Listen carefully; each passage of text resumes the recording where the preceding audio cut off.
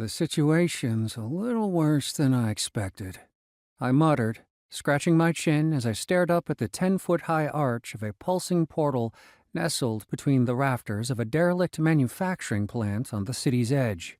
Inside the capital, I'd expected the usual trouble, maybe a drunken brawl, a brewing duel, or some other mess involving humans.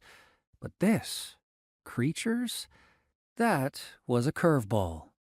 Turns out, my little portal under the ruined theater wasn't so unique after all. On the one hand, that was a relief. Finding a decent portal these days was a pain.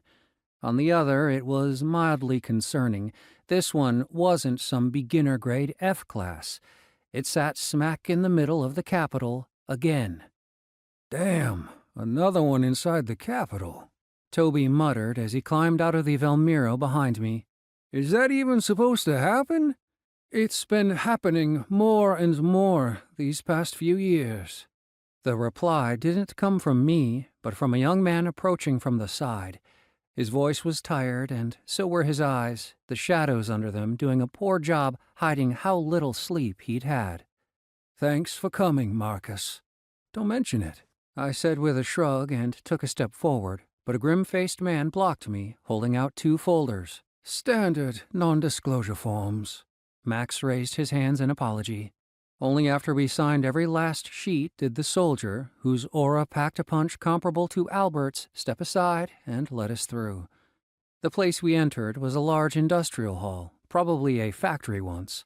It still looked functional, though the conveyor belts had ground to a halt, and the 30 heavily armed men scattered around definitely weren't factory workers. The building's left wing was sectioned off by a thick fabric curtain, but even through that, I spotted scorch marks on the ceiling and fractured wall supports.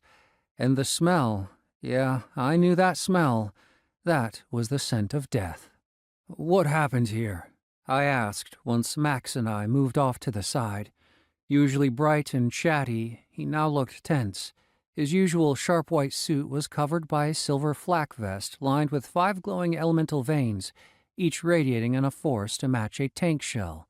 Just standing next to that thing was physically uncomfortable. Wearing it, probably worse, but he was managing.